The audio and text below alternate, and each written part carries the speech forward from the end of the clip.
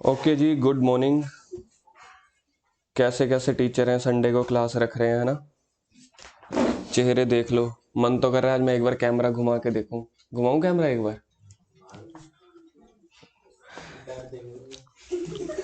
करने क्या वाले हैं आज हम करने वाले हैं नेक्स्ट आपकी रेशियो, एक्टिविटी रेशियोज। पहली कैटेगरी हमारी हो चुकी है। पहली कैटेगरी का नेम क्या था? Liquidity ratios. लिक्विडिटी रेशियोज में कौन कौन सी थी? करंट रेशियो और क्विक रेशियो। सेकंड आपके पास सोलवेंसी रेशियोज। पहली debt equity ratio, second total assets to debt ratio, third proprietary ratio और फोर्थ इंटरेस्ट कवरेज रेशियो। तो आज हमने थर्ड शुरू कर देनी है, एक्टिविटी या टर्नओवर रेशियो, जिसमें पहली होगी इन्वेंट्री टर्नओवर रेशियो। उससे पहले पिछली क्लास का जो होमवर्क था उसका एक डाउट करवा रहा हूं मैं। क्वेश्चन नंबर 154, क्वेश्चन नंबर 154 करवाने लगा हूं।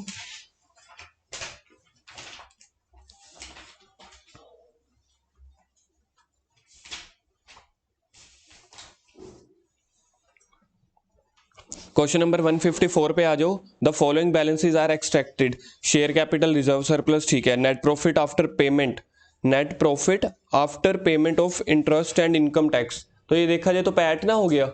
तो क्वेश्चन में पैट गिवन है, निकालना क्या है? सबसे पहले निकालनी है करंट रेशियो। क्वेश्चन नंबर 154 सबसे पहले मैं निकाल रहा हूं करंट रेशियो। करंट रेशियो का फॉर्मूला बता दो। Current assets upon current liabilities. Current assets में देखते हैं सबसे पहले क्या है। करंट एसेट्स में सबसे पहले है इन्वेंट्री, कैश और शॉर्ट टर्म इन्वेस्टमेंट। इन्वेंट्री है 90,000 की। इन्वेंट्री के बाद आपके पास है कैश 1,20,000 का। जिसका नहीं हुआ ये कर लो, साथ साथ ये प्लस भी कर लेना आइटम्स, नहीं तो याद नहीं रहेगा। और 40,000 का आपके पास है short term investment, divided by current liabilities. Share capital, reserve surplus equity का पार्ट है, mortgage loan, non current liabilities, trade payable और बैंक ओवरड्राफ्ट दिया हुआ है 1,20,000 और 60,000। तो 1,20,000 प्लस 60,000, ये आपके पास अमाउंट्स निकल के आ गई। बताना कितना आ रहा है टोटल? 12, 9, 21, 21 और 4, 25, 2,50,000 और 1,80,000। 25 डिवाइडेड बाई 18, 1.388। इन्होंने आंसर लिया हुआ है 1.39। अब 1.38 ले लो, कोई दिक्कत नहीं है। 1.38:1। आप दो डेसिमल निकाल लो, दो डेसिमल निकाल के उसके बाद छोड़ दो। अगर फिर भी आपको कई बार लगता है ना डाउटफुल या कंफ्यूजन लगती है, तो यहाँ पे लिख दिया करो अप्रोक्स। ये अप्रोक्स नहीं, ये 1.38 नहीं लिखा, 1.388888 आंसर आ रहा है। अगर आप इसको डिवाइड करोगे ना 1.38888, तो इसलिए हमने सिर्फ 1.38 लिख दिया। तो फिर 1.39 आएगा। देखो 1.38 के अप्रोक्स बोल लो या 1.39 के अप्रोक्स बोल लो, कुछ भी बोल लो। आप 1.39 लिख के अप्रोक्स लिख दो, वो कोई ज्यादा दिक्कत नहीं है। सेकंड क्या निकालनी है हमने? सेकंड निकालनी है प्रोप्राइटरी रेशियो। प्रोप्राइटरी रेशियो का फॉर्मूला बताओ सुजल। इक्विटी के 5 नाम, कोई 3 बता दो। इक्विटी हो गया, कोई 2 और बता दो। चलो, शेयर होल्डर फंड, ये ठीक है। और प्रोप्राइटरी फंड नहीं, प्रोप्राइटर फंड। प्रोप्राइटरी रेशियो है तो फंड प्रोप्राइटर का होगा ना, मालिक का फंड। इक्विटी अपॉन बट्टा में क्या आएगा? टोटल एसेट्स, इंटरनल फंड था, इंटरनल लाइबिलिटीज। हाँ। अब इक्विटी में देखो क्या क्या आएगा। एक तो शेयर कैपिटल आ जाएगा और एक रिजर्व एंड सरप्लस आ जाएगा। Share capital, reserve and surplus में कह रहे हैं including the current years profit, इसमें ऑलरेडी जुड़ा हुआ है, तो आपने और कुछ नहीं करना, इन दोनों को ऐड कर दो बस। 2,40,000 प्लस 1,40,000। अब बात करते हैं divide by total asset. Total asset का फॉर्मूला होता है current assets plus non current assets. Current assets हमने ऊपर भी देख ली थी, सीधा सीधा करंट एसेट है 1,80,000, तो करंट एसेट्स तो मैं सीधा 1,80,000 ऐड कर देता हूं। 2.5 लाख है। अच्छा सॉरी, 2.5 लाख है करंट एसेट्स, तो करंट एसेट्स 2.5 लाख ऐड कर दिए, वो ऊपर से उठा लिया था फॉर्मूले में से। करंट लाइबिलिटी और नॉन करंट एसेट्स कौन सी हैं? टेंजिबल फिक्स एसेट्स और इनटेंजिबल फिक्स एसेट, दोनों को ऐड कर दो। 4,70,000 है उन दोनों का टोटल। तो ये हो गया आपके पास 3,80,000। इसको ऐड करके कितना आएगा? 7,20,000, 7,20,000। तो 38 डिवाइडेड बाई 72.52। इन्होंने परसेंटेज फॉर्म में लिखा हुआ है, परसेंटेज में लिखा हुआ ना, हम ऐसे ही लिख देंगे जैसे हम करते आ रहे हैं, 0.52:1 रेशियो।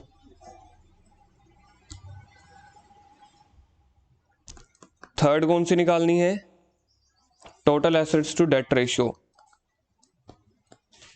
इसका फॉर्मूला याद नहीं होगा, देखना बड़ा मुश्किल फॉर्मूला है इसका। Total assets upon debt. ओ हो, अगर आपको ये फॉर्मूला याद हो गया फिर तो आपको कुछ भी याद हो सकता है। मैं ऐसे ही नालायक पार्टी बोलता रहता हूँ, ये तो इंटेलिजेंट पार्टी है। टोटल एसेट्स कितना आएगा? अभी ऊपर किया था ना, 7,20,000 डिवाइडेड बाई डेट। डेट आपके पास है सिर्फ 15% मॉर्गेज लोन दिया हुआ है, 1,60,000।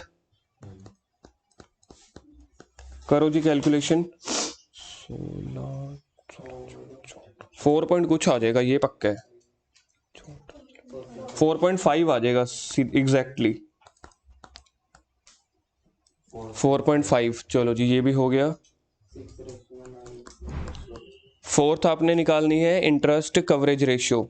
इंटरेस्ट कवरेज रेशियो का फॉर्मूला पीबीआईटी के पैट, पीबीआईटी, कितने क्यूट क्यूट नेम है पीबीआईटी, बस इसकी फुल फॉर्म मत पूछ लेना।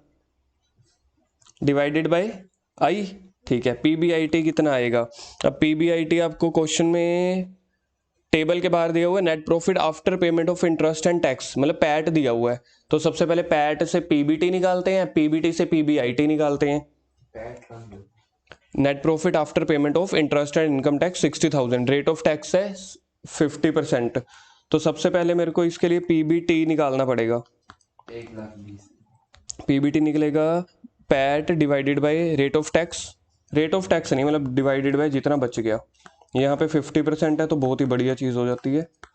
इसमें कर दो ऐड इंटरेस्ट। अगर आपने देखो, अगर आपने पैट निकालना है तो सारी चीज़ें माइनस होती चली जाती हैं, पैट दिया हुआ है और ऊपर जाना है तो सारी चीज़ें ऐड होती चली जाएंगी। तो ऐड कर दो इंटरेस्ट। इंटरेस्ट तो दे नहीं रखा क्वेश्चन में, 15% ये दे रखा है कितने का? 1,60,000 का। तो 1,60,000 का 15%, 15% ऑफ 1,60,000 कितना आता है? 24,000, 16,000 और 8,000 24,000, ठीक है। तो ये आपके पास आ जाएगा PBIT 1,44,000। तो निकाल लो जी आंसर। PBIT है 1,44,000 डिवाइडेड बाय आई आपने निकाला 24,000, आंसर आ जाएगा 6, है ना। ये कैलकुलेशन तो ऐसे ही याद रहते हैं मुझे, I am so intelligent. Book में से नहीं देखी मैंने, ऑनेस्ट बंदा हूं मैं, कैलकुलेटर में से करता हूं। चलो जी ये रेशियो आपकी खत्म हो गई और गुम भी हो गई, ठीक है कर लिया। अब आ जाओ नोट्स वाले पेजेस पे, नई फ्रेश रेशियो करते हैं, कॉस्ट ऑफ गुड्स सोल्ड वाली, मतलब इन्वेंट्री टर्नओवर रेशियोज।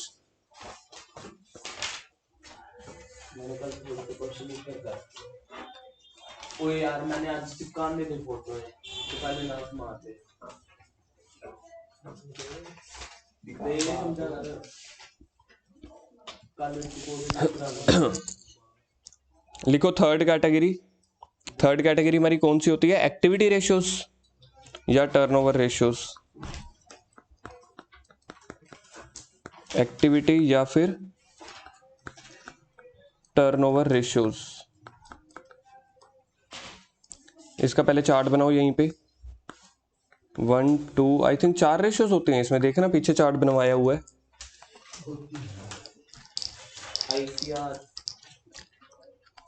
ICR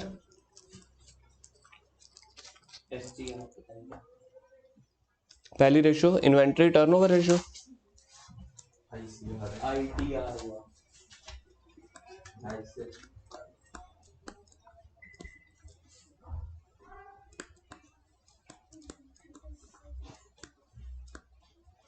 इसका दूसरा नाम होता है स्टॉक टर्नओवर रेशियो, इन्वेंट्री को स्टॉक भी बोलते हैं।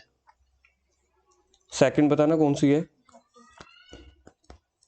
डेटर्स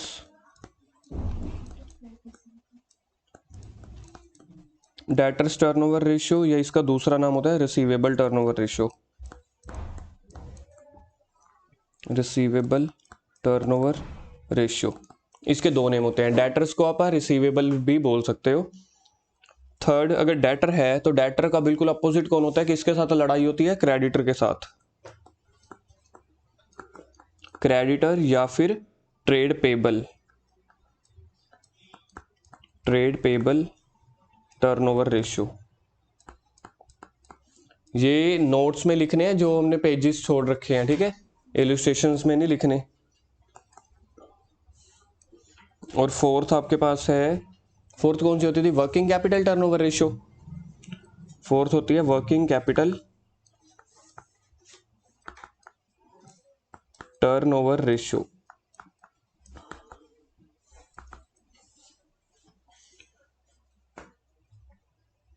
बना लिया।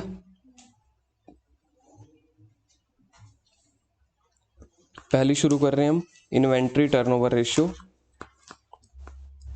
इन्वेंट्री या stock turnover ratio.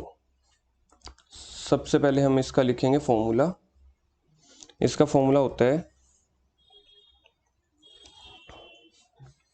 Cost of revenue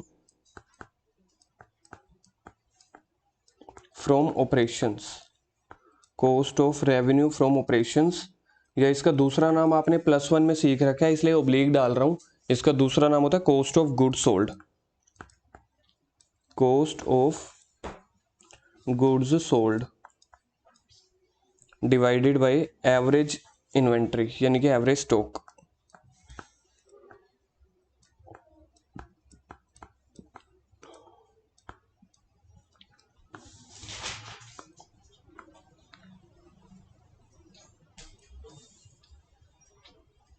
अब कॉस्ट ऑफ गुड्स सोल्ड या cost of revenue from operation का मतलब क्या होता है, देखो सबसे पहले मैं आपको बिल्कुल एक छोटे से एग्जांपल देता हूँ, बड़ी इजी, उससे आपको जल्दी समझता चला जाएगा। अगर मेरी सेल है 100 रुपीज़ की, मैंने कोई चीज़ सेल करी, मैंने ये पेन सेल किया, मैंने ये पेन बेचा 100 रुपीज़ का, खरीदा था मैंने 80 रुपये का, तो बताओ मेरे लिए प्रॉफिट कितना हुआ, 20 रुपये। तो इस 20 रुपये को बोलते हैं हम ग्रोस प्रॉफिट। क्या बोलते हैं, ग्रोस प्रॉफिट।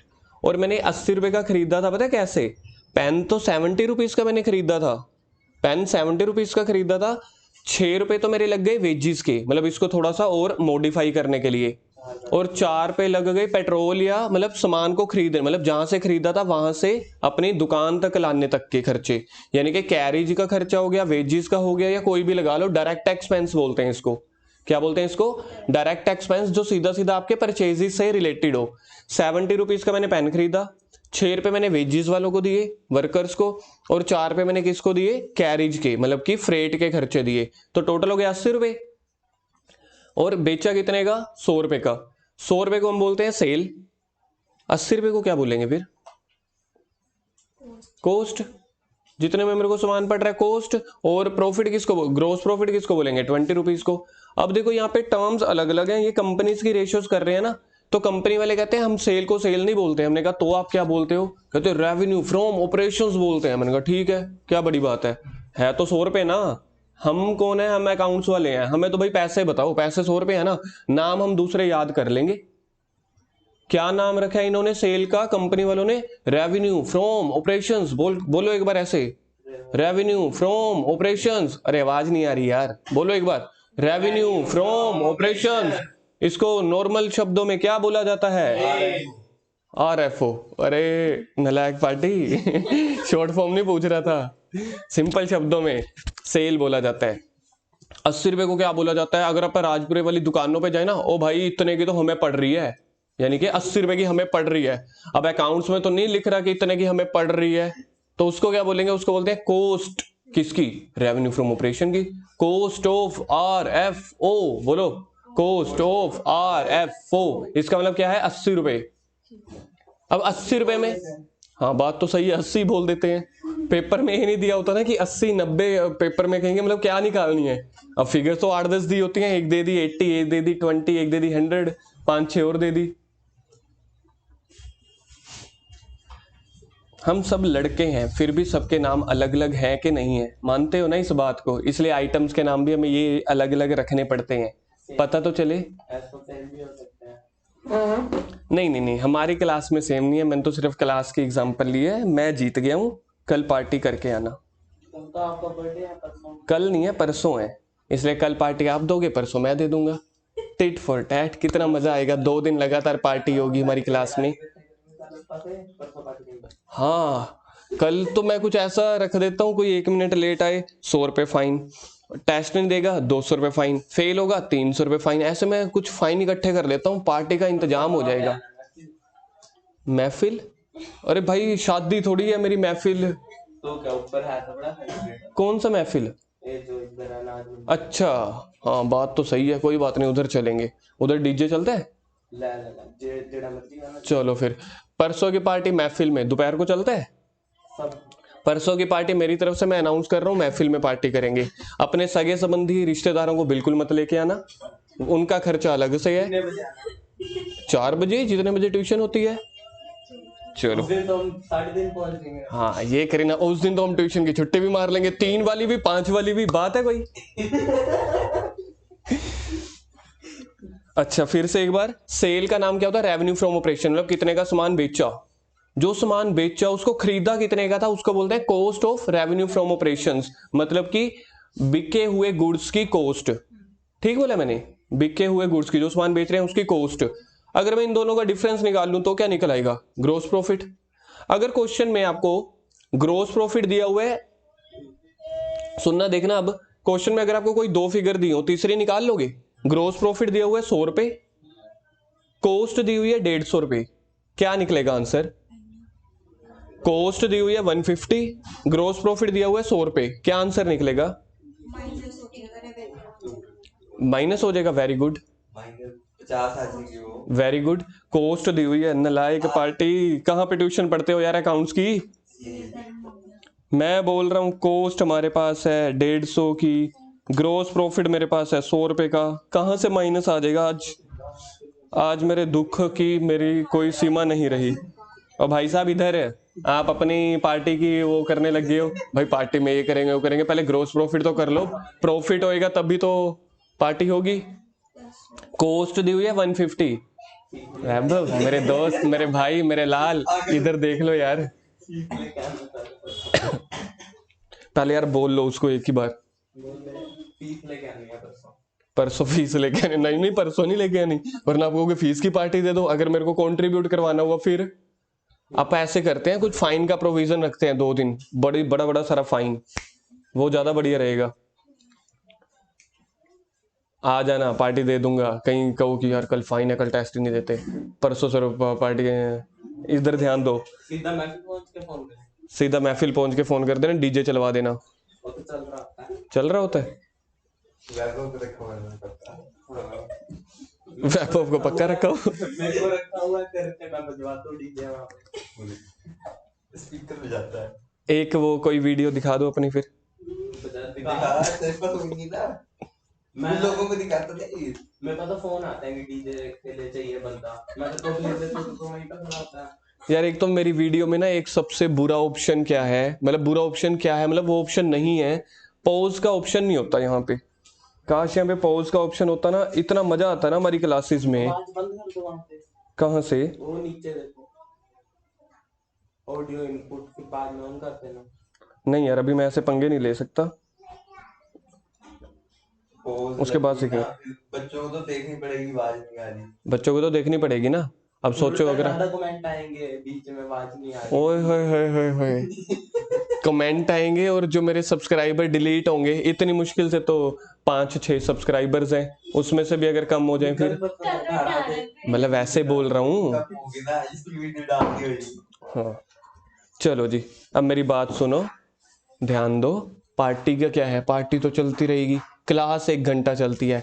आप ध्यान देना, कभी भी कोई पार्टी हो ना, वो 3-3 घंटे भी चल जाती है। और हम ये नहीं कहते सर जाएं, हम ये कहते हैं सर एक दो और दोस्त को ले आए, सर थोड़ा सा चीज चिली और मंगवा लें, है ना, चिली पटैटो मंगवा लें, और चीज कौन चीज कॉर्न रोल, और एक मस्त पार्टी में क्या क्या चाहिए आज आप मेरे को बता ही दो, जब पहले पार्टी की डिस्कशन करते वो हैं। तो ना इधर नहीं रोकते क्यों है, क्यों रिकॉर्ड इरेज ही नहीं हो रहा।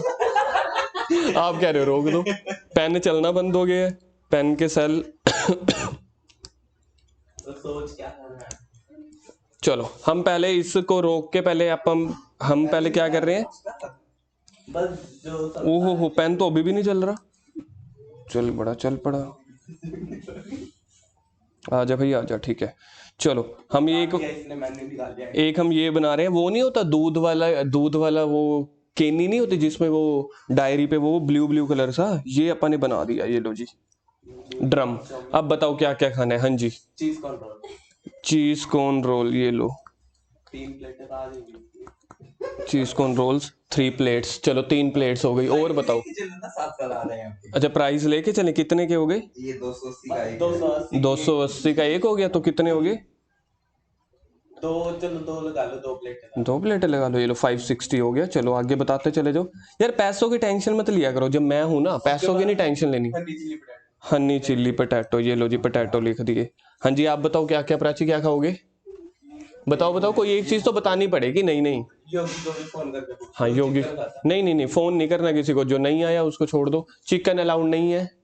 और आप क्या खाओगे दिया, बताओ। अरे बताओ यार, वो बताते नहीं, चलो आप बताते चले जाओ, आप तो खाएंगे हैं। रेड बुल, रेड बुल नहीं, एनर्जी अल्कोहल अलाउड नहीं है। एनर्जी ड्रिंक क्या है? एनर्जी ड्रिंक में हम पेप्सी लिख देंगे। फिर सीजर के गोदाम से आएगी। हाँ बस वो चलो एक खर्चा तो बच गया। ड्यू भी लिख दी। ड्यू के स्पेलिंग ठीक है? हमारा तो अकाउंट से बाहर आ जाता है डी। अच्छा वो हमारा अकाउंट बाहर आ जाता है ना, ड्यू आउटस्टैंडिंग वाला। हाँ जी लहर क्या खाओगे? पिज्जा नहीं खाओगे? अरे यार मेरा बर्थडे है, ऐसे कैसे नहीं सूजल। और क्या है? ये लो पिज्जा। नहीं पिज्जा नहीं खाते, पागल है क्या? मंदिर अब जाऊंगा। यार अगर खाना हो तो पिज्जा काटना तो पड़ेगा है ना, मैं हर बर्थडे पे पिज्जा काटता हूँ। और क्या बोला था? मंचूरियन। ये लो चौमिन। ये लो जी चौमिन को हम चौमिन नहीं बोलते, नूडल्स बोलते हैं। और बताओ। यूट्यूब वाले भी आ जाएंगे फिर तो। यूट्यूब वाले भी आ जाएंगे, यूट्यूब वालों मोस्ट वेलकम। हाँ जी चलो भेजती हो। एड्रेस बता देंगे। नहीं एड्रेस नहीं बताना, पागल हो गया? पता कितना डेंजरस होगा, सोच के देखो। जब तक पार्टी कंक्लूड नहीं होगी मेरा तो सांस अटकी रहेगी। स्नैक्स में इतना बहुत। स्नैक्स में इतना? अच्छा मेन कोर्स में बताओ। जल्दी आ दाल गया। मखनी हाँ एक तो दाल मखनी की 4 प्लेटें, वो तो फिक्स है। और एक केड़े मटर होते हैं। अच्छा और बताओ जी। और यार नहीं, छोले होते हैं वही। हाँ चना मसाला चाट है ना, क्या बात है। ये लो जी चना मसाला चाट। 200 रुपए का एक। कोई बात नहीं, अरे पैसों की यार टेंशन नहीं लेनी। अभी तो बोलो प्लीज लेके आना। हाँ और बताओ। अभी कर देते हैं। कोई कोल्ड ड्रिंक नहीं पीता होगा पेप्सी डी, उसके लिए माजा आएगी है ना। रेड बुल ठीक है। ये लो रेड बुल ले लो। एनर्जी ड्रिंक मैंने कभी ट्राई नहीं की, कोई बात नहीं। अब सोच के देखो। 2 या 3 तो हम पी सकते हैं। चलो 2 या 3 के हिसाब से अपन 20 रख लेंगे। नहीं 2 भी। हाँ 2 ईच हो गया। अच्छा और बताओ। सूजन ले आएगा। रहने दो, वो पार्टी में ही नहीं आएगा। यार आप लोग भी बता दो, कोई एक आध आइटम तो बता दो। पोहा डाल लो, मैगी डाल लो, सारी चीजें तो इंक्लूड होगी। सारी चीजें इंक्लूड होगी हैं। सोच के देखो। अब मैं एक चीज मैं भी इंक्लूड कर देता हूँ, लस्सी इंक्लूड कर दे। वो 35 आ जाएगी। लस्सी पियोगे? अब इतनी सारी चीजें आ गई हैं, जस्ट इमेजिन हमने ये पूरे बड़े वाले डब्बे में डाली है और इन सभी को मिक्स कर दो, जो है सारी कर दो मिक्स। ओए होए होए। अब देखो मतलब आप पेप्सी पियोगे, बीच में मंचूरियन आ रहे हैं। ओए होए होए। आप पिज्जा खा रहे हो, पिज्जा पे टेस्ट आ रहा है चीज कॉर्न रोल का, उसमें पिज्जा में एक आ रही है रेड बुल बीच में ही। वो दे। अब बताओ ये सारी चीजें अब देखो मिक्स हो चुकी हैं, एक ही हमने उसमें डाल दी थी ड्रम में, ये हो गई सारी रिमिक्स। ओहो हो, इसके ऊपर वो डालना था सैलेड या चटनी या सॉस म्यूनिस, वो मिक्स सॉस डाल दो। मिक्स सॉस भी डाल दी। ये लो जी। अब बताओ इसकी कितनी कितनी प्लेट्स आप खाओगे? वो कह रहे हम पार्टी में ही नहीं आ रहे। वैभव कहता मैं तो 3 प्लेट इसकी भी खा जाऊंगा, है ना। मैं जा रहा, मैंने वैसे भी परसों दूसरी पार्टी में जाना। ओहो हो क्या बात है। चलो फिर पार्टी कैंसिल है। अब अपन इस ड्रम को हटाते हैं, पहले वैसे मेरे को ये स्नैक्स ही हटाने चाहिए थे, बस इसमें से देखो कुछ रह गया। परसों भी ट्यूशन ना मैं क्या अरे यार परसों महफिल आने हैं, आप तो इसको मजाक समझ रहे हो मैसेज कर दो ग्रुप में। हैं? हाँ मैसेज कर दूंगा। Invited to. हाँ भाई सिर्फ ग्रुप में कहीं आप स्टेटस डाल दो।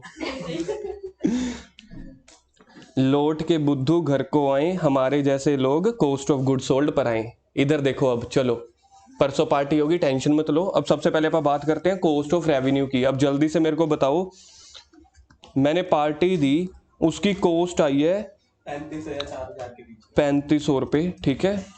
भगवान से प्रार्थना करूंगा परसों मुझे कोई जरूरी काम याद आ जाए। कॉस्ट इतने की आई, सोच के चलो मैं ही दुकानदार हूं और मैंने इस चीज में प्रॉफिट कमाया 1500 रुपये का। बताओ सेल्स कितनी आएगी? कॉस्ट 5000। सेल आएगी 5000 रुपये, ठीक है। अब दूसरा ऑप्शन दे रहा हूं मैं आपको, क्वेश्चन में आपको रेवेन्यू फ्रॉम ऑपरेशन दी हुई है, यानी कि सेल दी हुई है 10,000 रुपये, ग्रोस प्रॉफिट दिया हुआ है 3,000 रुपये। क्या निकल के आएगा? कॉस्ट निकल के आएगी। कॉस्ट का नाम क्या होता है? Cost of revenue from operation. कितनी? 7,000। तो कोई भी दो चीजें दी हो तो तीसरी हम निकाल सकते हैं। एक तो ये फॉर्मूला होता है आपका कॉस्ट ऑफ गुड सोल्ड को निकालने का। एक फॉर्मूला क्या हो गया, बताओगे मुझे? कॉस्ट ऑफ गुड सोल्ड को निकालने का फॉर्मूला क्या हो गया? Sales minus gross profit. ठीक बोला मैंने? Cost of revenue from operation को निकालने के दो फॉर्मूले होते हैं, एक तो मैंने आपको यही बता दिया, सेल्स माइनस जीपी। अब हम क्या कर रहे हैं, मैं आपको +1 में लेके जा रहा हूं, ठीक है। +1 में हम एक चैप्टर करते थे फाइनेंशियल स्टेटमेंट, जिसमें बनता था trading and profit and loss account. तो वो बनाने वाला हूं मैं trading account, trading and P&L account बनाना साथ साथ।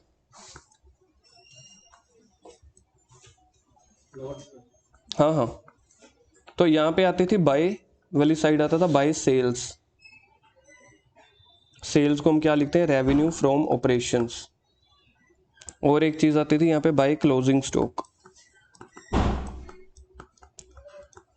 मैं सेल्स को लिख देता हूँ 500 रुपये, क्लोजिंग स्टॉक को लिख देता हूँ 200 रुपये। यहाँ पे आता था to opening stock,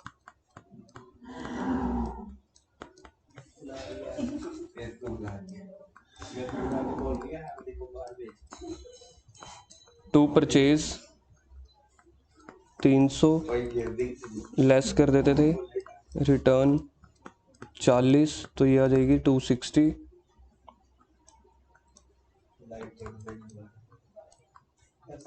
to wages, carriage inward या फिर अदर डायरेक्ट एक्सपेंस।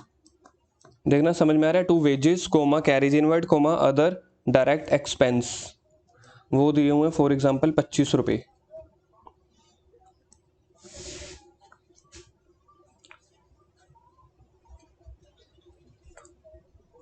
तो यहां पे आपका आंसर आ जाता था टू ग्रोस प्रॉफिट। देखना कितना आता है जी ग्रोस प्रॉफिट। ये तो हो गया 700 रुपये।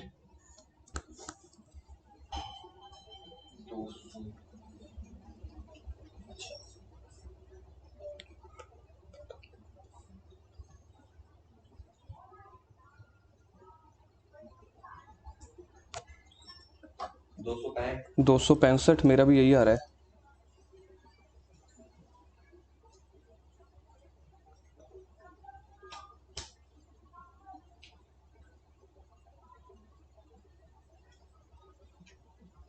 अब जो वो इकोनॉमिक्स वाले ग्रुप में डालते हो क्लास में, वो यही वाली क्लास है। आप हो ना एक ग्रुप में उनमें से किसी के, दोनों ग्रुप में हो? चलो अब मेरे पास देखो क्या निकल के आया है, ग्रोस प्रॉफिट निकल के आया है। ग्रोस प्रॉफिट कैसे निकला? अगर मैं सिंपल बात करूं, ये सारी इनकम्स को ऐड कर दिया और ये सारे एक्सपेंसेस को माइनस कर दिया। सिंपली अगर आप देखें ना तो ये वाली रेशियोज भी बन जाती है। ये नहीं समझ आया? अब जल्दी से फॉर्मूला लिखेंगे cost of revenue from operation का। पहला हमने क्या निकालना है? Cost of RFO। उसका एक फॉर्मूला तो ये होता है, कॉस्ट निकालनी है अब हमने।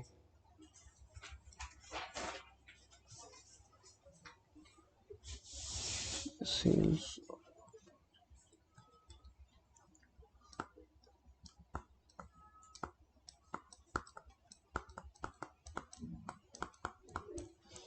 Cost of revenue from operation का फॉर्मूला क्या होता है? या तो RFO, revenue from operation, revenue from operation मतलब सेल्स, सेल्स में से अगर मैं माइनस कर दूं ग्रोस प्रॉफिट, ये देखो ये चीज कर रहा हूं मैं, अगर मैं सेल में से ग्रोस प्रॉफिट माइनस कर दूं, मेरी टोटल सेल थी 500 रुपए की और उसमें से ग्रोस प्रॉफिट माइनस कर दूं तो मेरी कॉस्ट ऑफ गुड्स सोल्ड आ जाएगी। 235। तो सेल्स कितनी थी 500, ग्रोस प्रॉफिट कितना था 265, तो आंसर आ जाएगा 235। तो एक आपका cost of revenue from operation का सबसे सिंपल फॉर्मूला ये होता है, सेल में से प्रॉफिट माइनस कर दो तो कॉस्ट आ जाएगी। और सेकंड फॉर्मूला होता है इसका कॉस्ट ऑफ RFO का,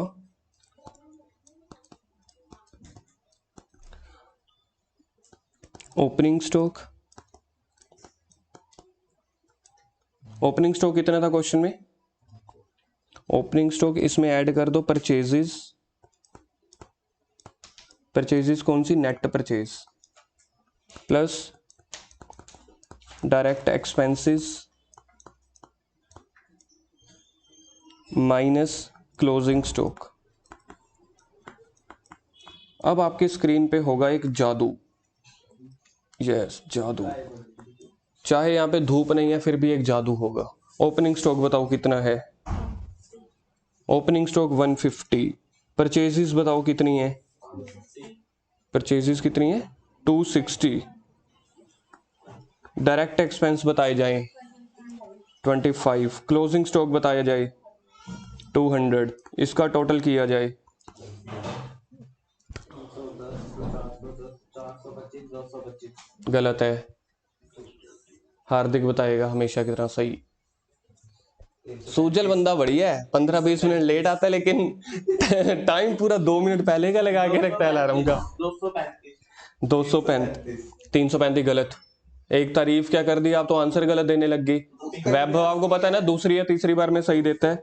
235 है क्या ये कॉस्ट ऑफ RFO।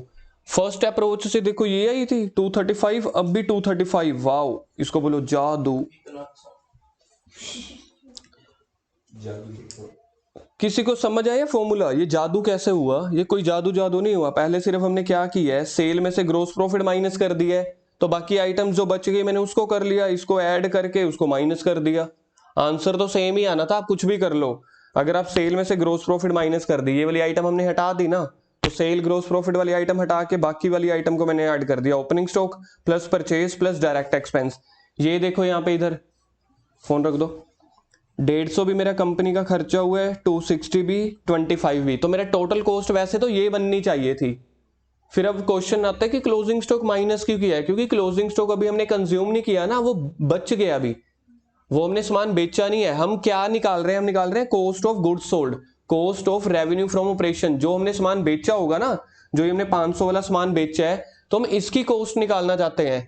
अब अगर आप थोड़ा सा भी ध्यान से देखोगे ना, सिर्फ 2 मिनट के लिए अगर आप एनर्जी लगाओगे ना इस वाले ट्रेडिंग अकाउंट पे, तो आपसे ना एक डाउट जरूर निकलना चाहिए था, वो ये कि हमने क्लोजिंग स्टॉक माइनस क्यों किया।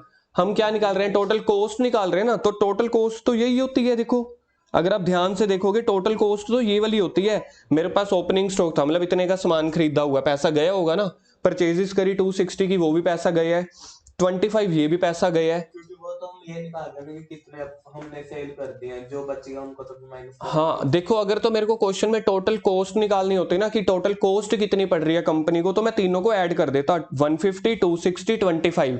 लेकिन मैं कॉस्ट नहीं निकाल रहा, मैं निकाल रहा हूँ कॉस्ट ऑफ गुड्स सोल्ड, यानी कि cost of revenue from operation. जो आपने सामान बेचा है ना, जो सिर्फ सामान बेचा है उसकी कॉस्ट बताओ कितनी है, ताकि मेरे को प्रॉफिट तो पता चले ना। तो फिर मैं क्या करता हूं, मैं टोटल कॉस्ट निकाल लेता हूं। 150, 260, 25। ये देखो 150 को ऐड कर दिया, 260 को ऐड कर दिया, 25 को ऐड कर दिया। चाहे मेरा टोटल खर्चा ये था, लेकिन मेरा अभी इतने का सामान पेंडिंग भी तो है ना, अभी बचा हुआ है, तो वो समझ लो बिक जाएगा कल को, तो अभी तो नहीं बिका ना।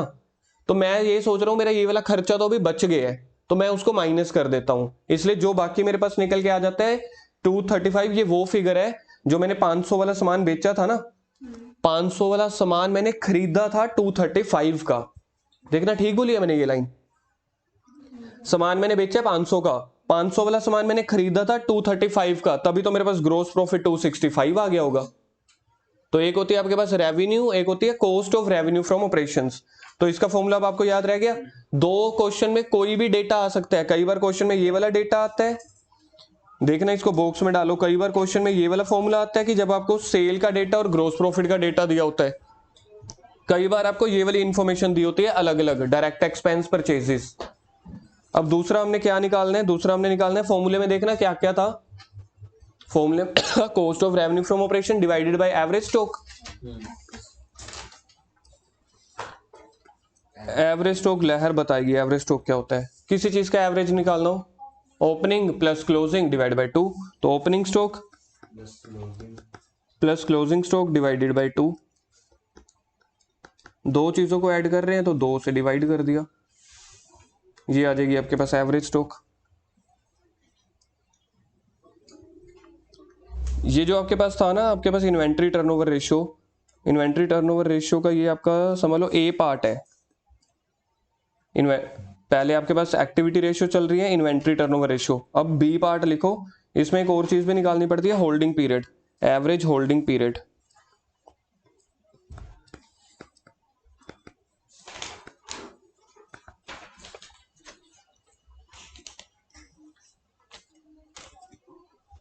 या फिर इसी का दूसरा नाम होता है एवरेज एज ऑफ इन्वेंट्रीज।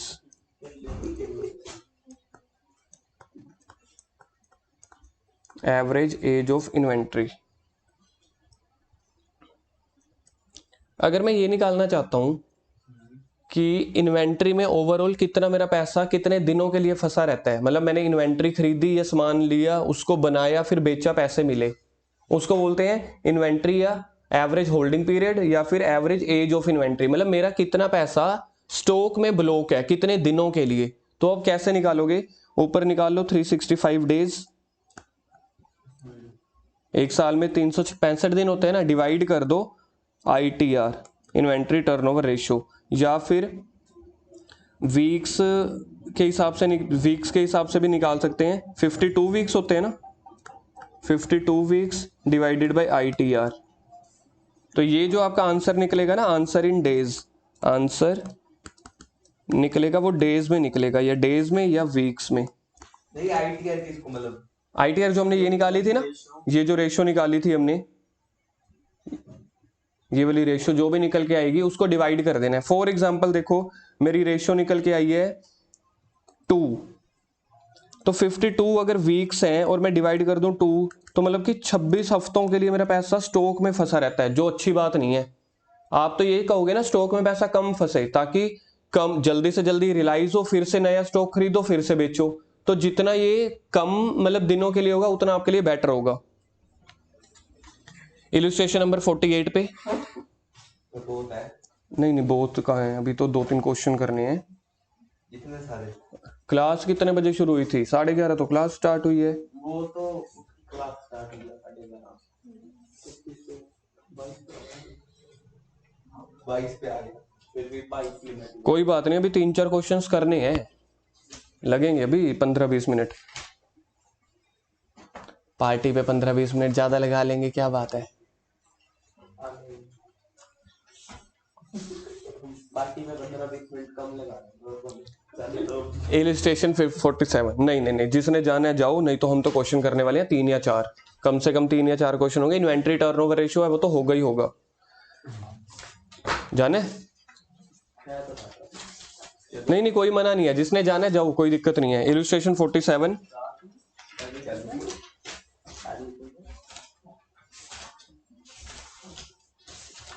क्योंकि इस वाली रेशियो जो इन्वेंट्री टर्नओवर है सेम इसी बेस पे डेटर रेशियो है, सेम इसी के बेस पे क्रेडिटर है और वर्किंग। पहली वाली के बेस पे अगली 3 रेशियोज हैं। ये रेशियोज पूरी समझ नहीं आएगी तो अगली रेशियो में वैसे ही डाउट आएंगे। नहीं नहीं नहीं, बस बस फ्रेश माइंड नहीं, आप डी फ्रेश माइंड से कर लो, चलेगा। इलस्ट्रेशन नंबर 47 निकालनी क्या है, देखो calculate the inventory turnover ratio. Formula लिख दो पहले ITR का, इन्वेंट्री टर्नओवर रेशियो का formula cost of RFO, cost of RFO divided by average inventory. Average inventory लिख लो चाहे एवरेज स्टॉक लिख लो, चलेगा। अब कॉस्ट ऑफ आरएफओ निकालनी है हमें। क्या इन्फॉर्मेशन दी हुई है, दूसरे वाले ऑल्टरनेटिव से इन्फॉर्मेशन दी हुई है, ग्रोस प्रॉफिट वाली नहीं दी हुई। तो ओपनिंग स्टॉक ये है 90,000, इसमें ऐड कर देंगे परचेज और ये दोनों डायरेक्ट एक्सपेंसेस ऐड कर देंगे, माइनस कर देंगे ये इन्वेंट्री एट द एंड यानी कि क्लोजिंग स्टॉक। तो आपके पास निकल के आ जाएगा cost of RFO. 3 lakh. Cost of RFO का formula opening stock plus purchases plus direct expenses minus closing stock. OP है ओपनिंग स्टॉक ओएस। मतलब मैंने ओपनिंग लिख दिया, ओपी मतलब opening. Opening stock plus purchases plus direct expense minus closing stock. Opening stock बताया जाए 90,000। 90,000, purchase बताई जाए 230। 2,30,000। डायरेक्ट एक्सपेंस में दो दिए हुए हैं, वेजेस भी दे रखे हैं और टोटल है 90,000। वेजेस और कैरेज इनवर्ट दिया हुआ है 70,000 और 20,000, तो टोटल हो गया 90,000। और क्लोजिंग स्टॉक कितना दे रखे है 1,10,000। 23 और 9 32, 32 और 9 40, 2,90,000। मैं तो 3 लाख आ रहा है। मेरा 2,90,000 आ रहा है। 23 और 9 32, 32 और 9 41, ठीक है 3 लाख। 3 लाख होगी आपके पास कॉस्ट ऑफ आरएफओ। अच्छा जी, अब इसके बाद आप निकाल लो एवरेज इन्वेंट्री। एवरेज इन्वेंट्री का formula opening stock opening stock plus closing stock divide by 2। Opening stock है 90,000, क्लोजिंग स्टॉक है 1,10,000 डिवाइड बाई 2। तो 90,000 plus 1,10,000 2 lakh divide by 2 1 lakh आ जाएगी। 3 लाख डिवाइडेड बाई 1 लाख, हाँ बस 3 lakh divided by 1 lakh 3 ratio. Is equal to 3:1। टिक कर दो 47 को। ओह हार्दिक सीख रहा है, बहुत बढ़िया, दिल खुश किता ही। अच्छा जी, अब निकालते हैं पहले अपन क्वेश्चन नंबर इलस्ट्रेशन 51। एक ना उधर फॉर्मूले वाली जगह पे आना जहाँ पे अभी फॉर्मूला लिखा है ये वाला, एक पॉइंट लिखवाना मैं आपको भूल गया था। अगला एक पॉइंट लिखो, तो कुछ नहीं है।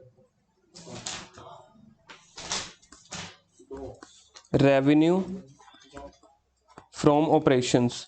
रेवेन्यू फ्रॉम ऑपरेशंस का मतलब क्या होता था,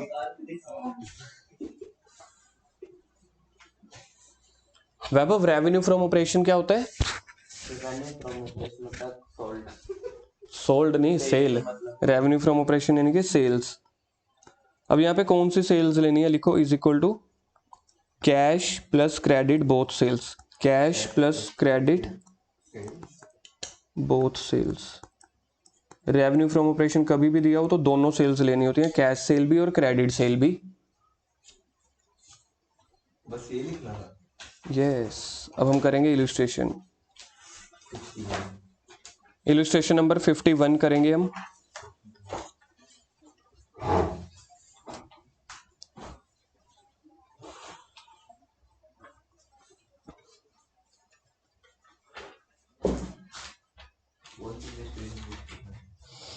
calculate the inventory turnover ratio when the gross profit is 25%। अब क्वेश्चन में ग्रोस प्रॉफिट दिया हुआ है 25% है, ये किसके ऊपर निकालना है? Cost of goods sold. देखो अगर आप प्रॉफिट कमाते हो, प्रॉफिट कॉस्ट के ऊपर कमाते हो कि सेल्स के ऊपर कमाते हो? प्रॉफिट अगर कुछ भी ना दिया नहीं दिया होता ना, हमेशा प्रॉफिट जो होता है वो सेल्स के ऊपर होता है। वैभव याद रखना ये पॉइंट, नहीं तो ना मतलब अगर कॉस्ट के ऊपर निकाला तो हमारा प्रॉफिट गलत आ जाएगा, तो रेशियो गलत हो जाएगी। तो ग्रोस प्रॉफिट हमेशा सेल्स के ऊपर यानी कि रेवेन्यू फ्रॉम ऑपरेशन के ऊपर निकालते हैं। सोल्ड वही ना हुआ। कॉस्ट तो यार खर्चा हो गया ना, सेल तो मेरी इनकम हो गई, ये तो दोनों अपोजिट हो गए। कॉस्ट मतलब मैंने सामान कितने का खरीदा और सेल मतलब कितने का सामान बेचा। निकालने का inventory turnover ratio, cash sale credit sale दी हुई है। रिटर्न इनवर्ड का मतलब समझते हो, सेल रिटर्न, ऐसे रिटर्न जो वापस आई है, तो पहले कहीं ना कहीं आपने बेचा होगा ना, तो ये सेल रिटर्न माइनस कर देंगे उसमें से। और ओपनिंग स्टॉक और क्लोजिंग स्टॉक दिया हुआ है, ठीक है। इलस्ट्रेशन 51 पहले फॉर्मूला लिख देंगे हम ITR का, cost of RFO divided by average stock. अब कॉस्ट ऑफ RFO निकालने के लिए फॉर्मूला लिखना पड़ेगा यहाँ पे अब ओपनिंग स्टॉक वो परचेजेस वाली इंफॉर्मेशन तो नहीं है, तो मेरे को सेल माइनस ग्रोस प्रॉफिट लिखना पड़ेगा। लिखो RFO sales minus gross profit. Sales कितनी दी हुई है? RFO दी होती है मतलब सेल ओपन कैश सेल भी क्रेडिट सेल भी। 4,20,20 माइनस कर देंगे। तो credit sale 2,70,000 plus cash sale 1,50,000 minus sale return 20,000, 4 lakh. ये आ जाएगी आपके पास रेवेन्यू फ्रॉम ऑपरेशन आ जाएगी 4 लाख। माइनस ग्रोस प्रॉफिट कितना है? 25%, तो 25% ऑफ 4 लाख। हमेशा ग्रोस प्रॉफिट सेल्स का लेते होते हैं, यानी कि रेवेन्यू फ्रॉम ऑपरेशंस का लेते हैं। तो 4 lakh minus 1 lakh is equal to 3 lakh. अगर स्टॉक 50,000 आ गया। उसके बाद एवरेज स्टॉक कितना आएगा? एवरेज स्टॉक ओपनिंग दिया हुआ है 55 45, तो कितना हो गया टोटल? 90 ना हो गया। 1 lakh divide by average stock हो गया 50,000। तो कॉस्ट ऑफ RFO हमारे पास निकल के आई है 3 लाख। 6 रेशियो पर 3 लाख डिवाइड कितने से करने? 50,000 से, तो ये आ जाएगा 6:1। इन्वेंट्री टर्नओवर रेशियो में हमेशा टाइम्स में लिखते हैं, 6 टाइम्स। इसका मतलब है कि एवरेज स्टॉक के कंपैरिजन में हमारी कॉस्ट जो पड़ रही है 6 गुना पड़ रही है, 6 टाइम्स।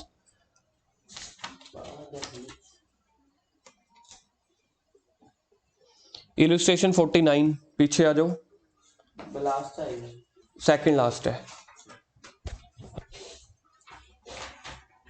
इलस्ट्रेशन 49। 1 घंटे की ट्यूशन तो होनी चाहिए यार कम से कम। इलस्ट्रेशन 49 दिया जा रहा है, मौका आपको, करो। कर दिया। कर लेते हैं। अगर ये हमने खुद कर लिया छुट्टी। नहीं नहीं, एक तो और करना ही है। आप भी करा लो। Calculate inventory turnover ratio. कर लेते हैं।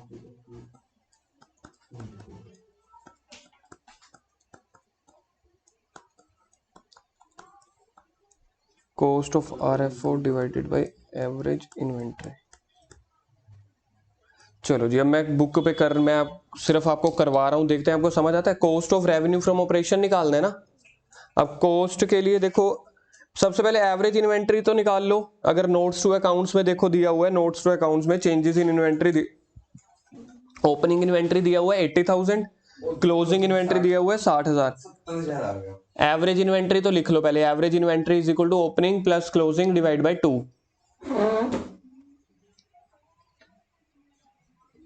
ओपनिंग इन्वेंट्री आपके पास हो गया 70,000,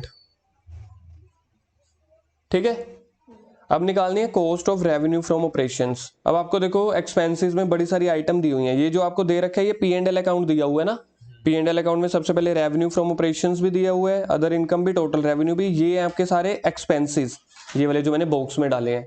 तो हमें कौन से एक्सपेंसेस चाहिए? ओपनिंग स्टॉक लिखो, cost of revenue from operation का फॉर्मूला लिखो नीचे, cost of RFO is equal to opening stock. Opening stock दिया हुआ है आपको 80,000, लिखो 80,000 प्लस क्या होता है opening stock plus purchases. Purchases ढूंढो, ये दिया हुआ है 5,40,000, परचेजेस दिया हुआ है 5,40,000। ओपनिंग स्टॉक हो गया, परचेजेस हो गया, प्लस डायरेक्ट एक्सपेंस।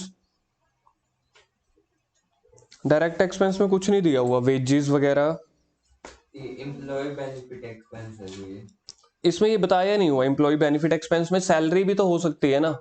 अगर ये कुछ नहीं बता रहे ना तो हमने नहीं लेना। अगर ये वेजेस, ध्यान देना, अगर वेजेस और सैलरी दोनों दी हुई है ना तो सिर्फ वेजेस लेनी है।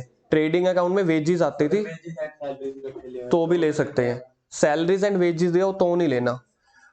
ओपनिंग स्टॉक हो गया, परचेजेस हो गया, डायरेक्ट एक्सपेंस हो गया 0, माइनस क्लोजिंग स्टॉक कर दो 60,000, माइनस 60,000। तो देखना कॉस्ट ऑफ RFO क्या आ रही है। ये अदर एक्सपेंस भी नहीं करेंगे। नहीं नहीं नहीं, अगर दिया होगा ना कैरिज इनवर्ड है या अदर डायरेक्ट एक्सपेंस दिया होता फिर ले लेते। 5,60,000 चलो ठीक है, 5,60,000 डिवाइड करो 70,000 से, 8 टाइम्स। ठीक है, अब इसके नीचे निकालो एवरेज होल्डिंग पीरियड। वो तो निकालना है। कोई बात नहीं, निकालेंगे हम। पेपर में आता ही है, जब भी ITR आती है ना इन्वेंट्री होल्डिंग पीरियड पूछते ही हैं। Inventory holding period is equal to 365 days divided by ITR। Formula लिखो 365 डेज। 52 वाला नहीं नहीं नहीं, पेपर में ना पहला अप्रोच आपको रखना होता है डेज के अकॉर्डिंग, वीक्स के अकॉर्डिंग नहीं रखना होता, क्योंकि फिर पॉइंट्स बहुत ज्यादा होते हैं। अगर वीक्स में निकालोगे तो आपको 4 डेसिमल निकालने पड़ेंगे, याद रखना। तो निकालो 365 days divided by ITR, 365 divide by 8 करो। 45.6 डेज। 45.6 ना, यानी कि 46 डेज हो गए। डेज कभी भी आधे नहीं लिखने, अगर 0.5 से नीचे आ रहा है तो मतलब 1 डेसिमल पहले ले लेना, नहीं तो 1 डेसिमल बाद। Last question. लास्ट क्वेश्चन आज का, इलस्ट्रेशन नंबर 50। बढ़िया है। सेम ऐसे ही है जैसे अभी अपने की है। Illustration number 50।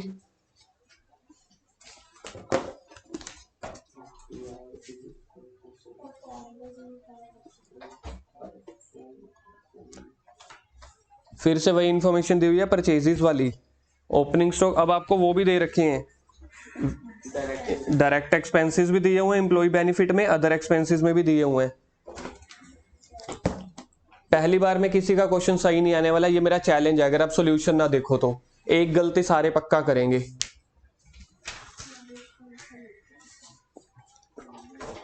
पहले तो एवरेज इन्वेंट्री निकाल लो, बड़ा इजी है।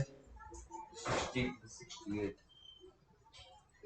एवरेज इन्वेंट्री आएगा opening stock 60,000 plus 68,000 divide by 2। 62,000। गलत, मैं 60 और 68 है ना, तो 4 आएगा। 64 आएगा। हाँ, बस 8 को आधा कर लेना है, उधर 8 है उधर 0 है ना। तो एवरेज स्टॉक आपका आ रहा है 64,000। कोर्स निकालता है। बिना सॉल्यूशन देखे, चैलेंजिंग पार्ट।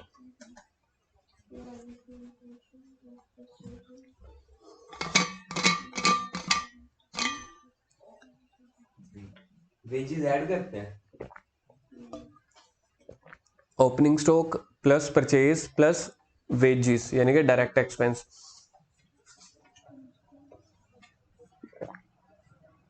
कैरेज इनवर्ड और आउटवर्ड दोनों करेंगे। आप सोचो परचेज से रिलेटेड कौन से हैं। हमने ना परचेज से रिलेटेड लिखने होते हैं, सेल से रिलेटेड नहीं। इनवर्ड सिर्फ इनवर्ड होता है परचेज से रिलेटेड। ऐड करते हैं। वेजेस भी ऐड कर दो, सैलरी ऐड करेंगे? सैलरी नहीं ऐड करेंगे, वो P&L अकाउंट का होता है ना। मिसलेनियस भी नहीं करेंगे, वो P&L के होते हैं। हमें डायरेक्ट एक्सपेंस लेने होते हैं जो ट्रेडिंग अकाउंट में आते हैं। तो ट्रेडिंग अकाउंट में एक तो आता है वेजेस, वो तो 3 लाख एक आ रहा है कैरेज इनवर्ड। माइनस करते हैं। 3,20,000 आ रहा है मेरा। ठीक है, 3,20,000 आ रहा है कॉस्ट ऑफ RFO। आ गया मेरा आंसर। मिसलेनियस एक्सपेंस नहीं नहीं नहीं, मिसलेनियस एक्सपेंसेस P&L का पार्ट होते हैं, वो इनडायरेक्ट एक्सपेंस होते हैं। हमें सिर्फ डायरेक्ट एक्सपेंस लेने हैं। 3,10,000। Cost of RFO 3,20,000। 3,20,000 और एवरेज स्टॉक आया था 64,000। 5 टाइम्स। पीरियड निकालना है। हाँ, एवरेज होल्डिंग पीरियड भी निकालना है इसके बाद।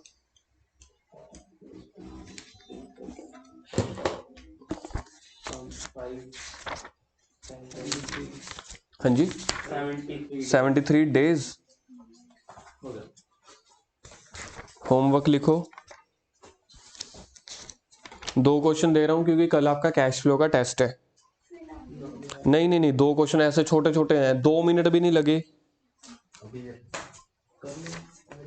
बात वैसे सही है, यहीं पे करके खत्म कर दो, 10 मिनट भी नहीं लगने। 48 और 50, क्वेश्चन नंबर 48 एंड 50।